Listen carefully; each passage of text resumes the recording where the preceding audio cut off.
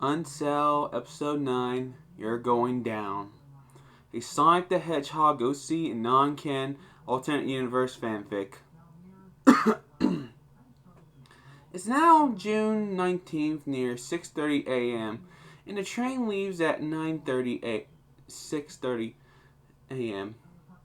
When Fantasee and her friends just made it to the abandoned train station to Station Square.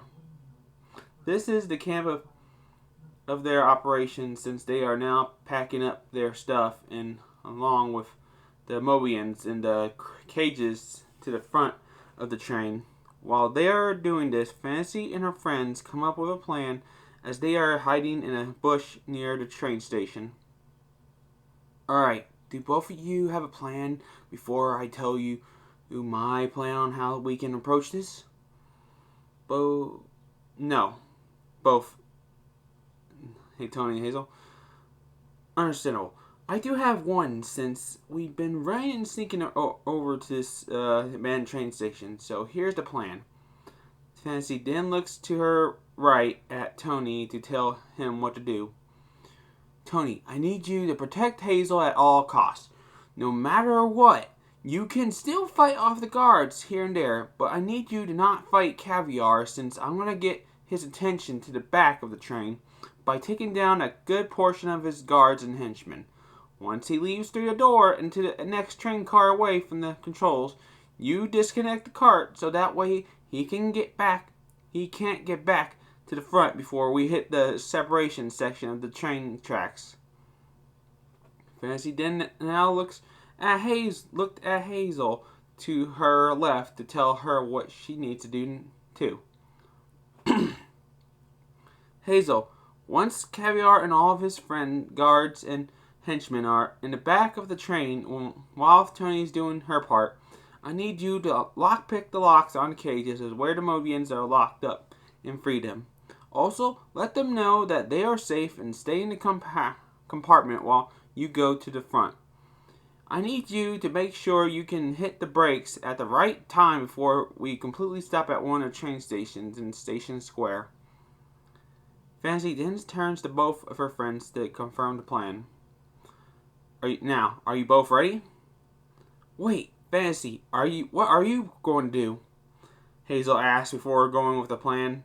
Fantasy then told them, I'm gonna fight off and knock out Cavier and all of his guards and henchmen on the train in the very back compartments. I understand that you both are concerned and worried about me, but don't worry too much. I have powers and abilities that they won't expect, since they will think I'm just a regular Mobian like everyone else on Mobius. Plus, I can catch up with y'all since I have super speed like one of my biological dads, Sonic the Hedgehog. If I'm not back at Station Square with y'all, then you can come and search for me or have the emergency services do it. It's up to you, y'all. After Fantasy finished what she told her friends, Hazel and Tony agreed and understand with nervousness and a bit of confidence on their faces. Tony and Hazel sneaked and made it to near the front of the train and stayed hidden until all the henchmen and guards are gone, while Fantasy sneaks and hides at the end of the train compartment somewhere. A few minutes later, the train started to move to Station Square. As 3 to 5 minutes pass by, and they are a few miles away from the Acorn Kingdom's train station, Fantasy then now made her move and knocked out the first guard unconscious and threw their gun off the train after, unloading the weapons as she slowly makes her way near the middle. However, she knocked the second guard out. The third henchman saw this and then asked who she is as he used his walkie to call for backup to the back of the train's compartment. Hey! You're not supposed to be on this train, you little brat! We have a intruder alert! I repeat, we have an intruder alert! As Fantasy gets more nervous and worried, she then uses her super speed to dodge the henchman's shots and knocks him out unconscious next after a swift kick to the head from hopping off a stolen crate. While Tony and Hazel were hiding, they saw all the guards and henchmen run past to the back of the train compartment to try and stop their friend. And the guards guarding the engine room from where the steering and driving of the train is, Cavier hasn't left yet, and so they waited until he left next. As a few minutes have gone by, Fantasee has already knocked out all of the guards and henchmen and threw their weapons off the train so that way, in case they woke back up, they won't have a weapon to shoot her with. As she is about to make her way to the middle of the train, she didn't open the door to the torment part of the train compartment, from where she met a huge and strong bear who looks like is ready to end her. "Are you ready to rumble, you little pipsqueak?" the bear said as he is cracking his knuckles. Both Hazel and Tony then saw Cavier walking to the back of the train to check on his guards and henchmen to see what happened. The two friends then came out of hiding in order to help the hostages. Hazel then began to unlock the covered cages from where the Romans are being held, while Tony is now guarding and defending her.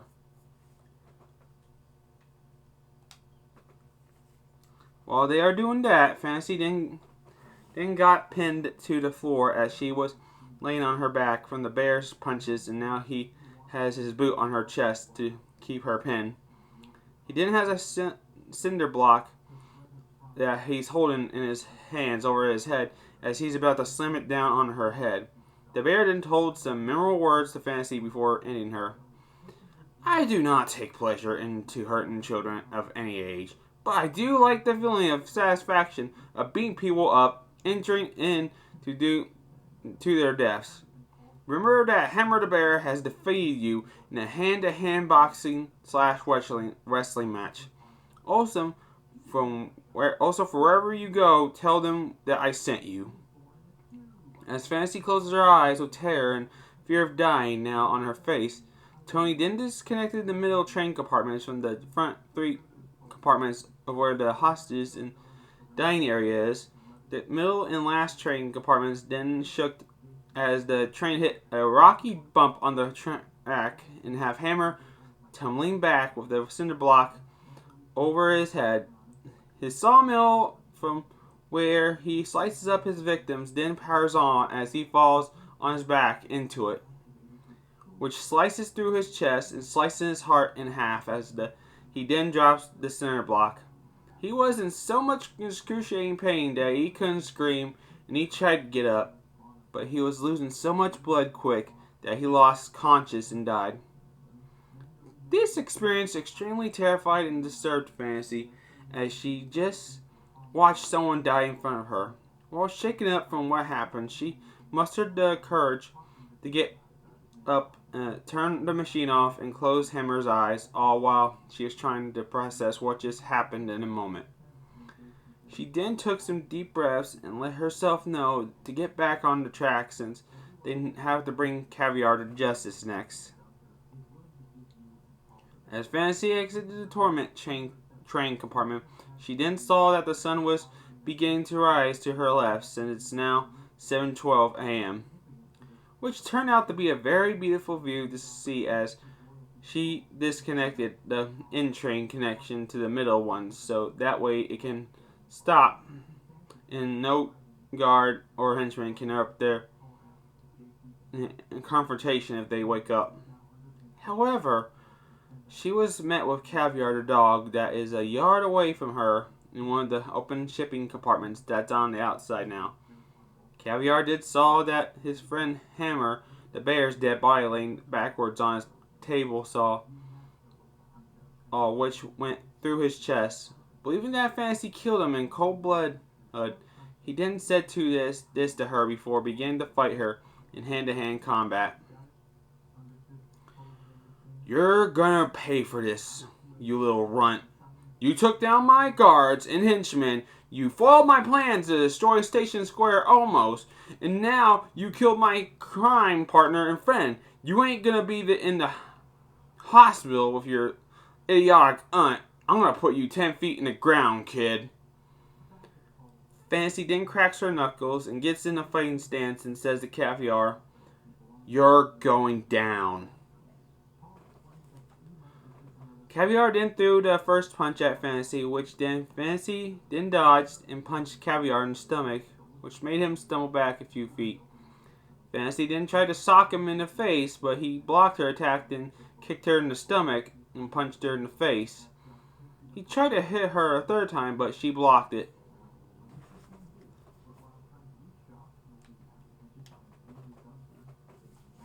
Meanwhile, both Fantasy and Cavier are fighting each other. Hazel then picked, and got out and released all the Mobians that have been kidnapped. They were happy to see this, as now both Tony and Hazel feel like heroes, as some of them hugged them and some of them just wanted to get off the train and head to safety. Tony then looked out one of the train compartment's windows on the left of him to see that there are 2 train tracks leading into different directions. The left heading for the train ditch, as the right is heading towards the station square. The train track switcher was set the direction of Station Square. However, once Hazel, Tony, and the hostages that they are freed past the switcher, it then turned to the left and have the middle train compartments that Fantasy and Cavier are fighting each other on are now heading towards the ditch. While in the midst of fighting each other, both Fantasy and Cavier stopped to look at the front of the train being on the right side of the tracks and heading towards Station Square. While the middle train compartments are heading towards the ditch now. This had made Cavier more angry now, as he growled. He then grabbed Fantasy by the arms and tossed her into the next train compartment, which is inside now.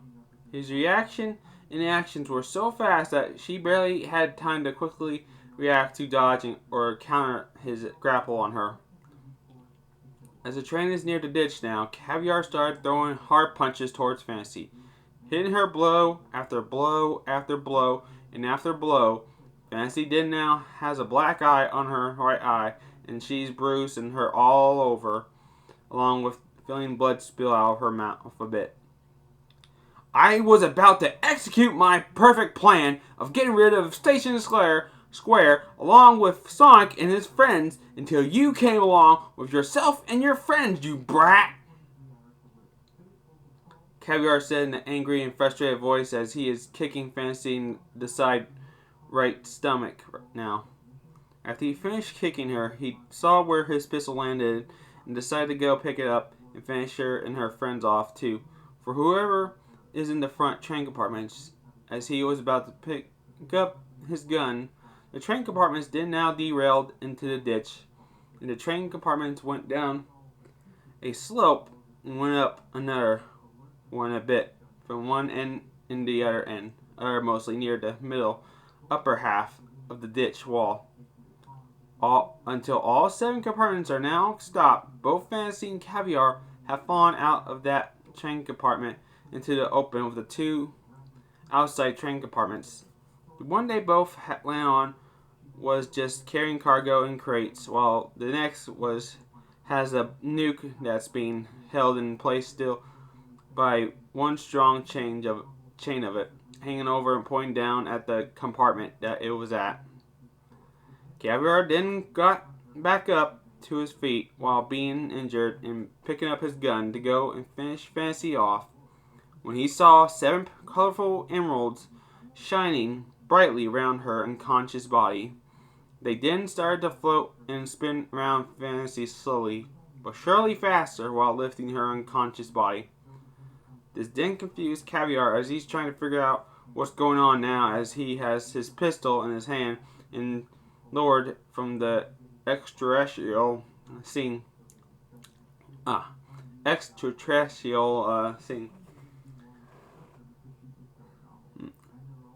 That's a long word.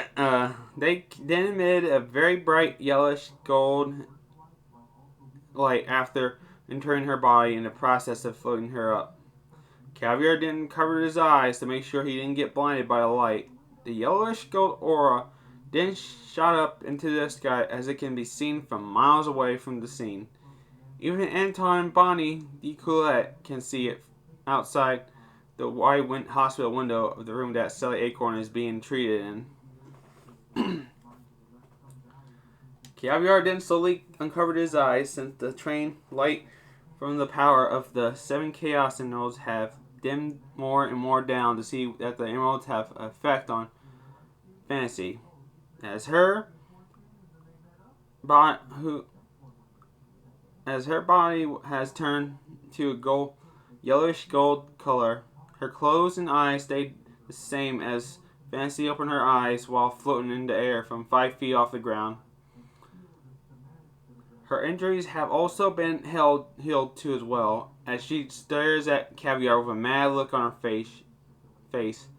She then told him, "Like I said, you're going down!" Cavier then tried to shoot Fantasee with his gun, but she quickly and hastily dodged the bullet so fast while flying that she basically outflew the bullet. She then flew all around the ditch at a high speed, and this then made Cavier nervous and worried that he will lose this fight. Fantasee then delivered a stream of punches after punch after punch and after punch until what she thought was the final blow or punch to completely knock out Cavier that has sent him flying 7 yards away from her and underneath the nuke that's hanging over him as he lays there in excruciating and agonizing pain.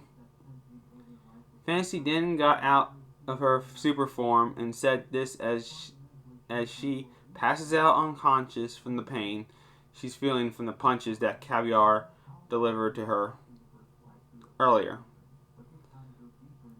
"Auntie, I stopped him just for you and everyone else."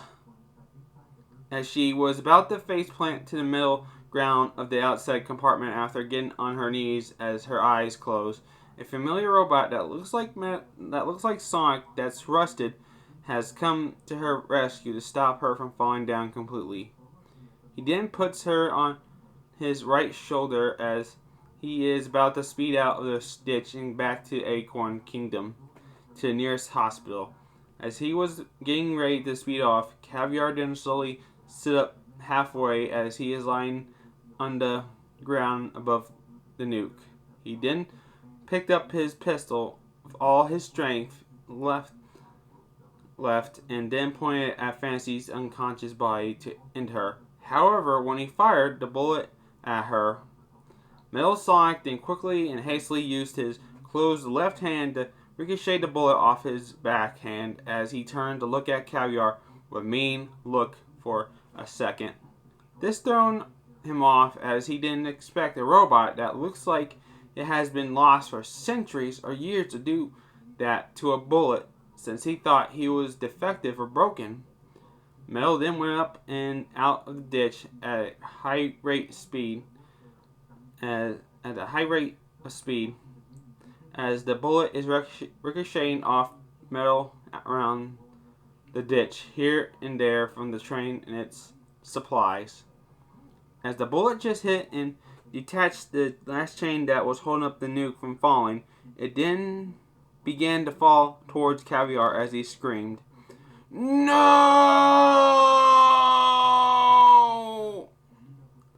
Metal Sonic just now left the ditch about a few seconds ago at a high rate of speed as the bomb fell on top of Cavier and blew up. The blast radius of the radiation was catching up, but Metal Sonic started to go even more faster that he outran the nuke radius as it stopped at a certain point.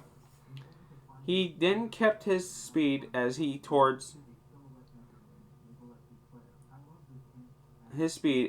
went towards the nearest hospital in the Acorn Kingdom, the one that Sally Acorn is being treated at for her injuries.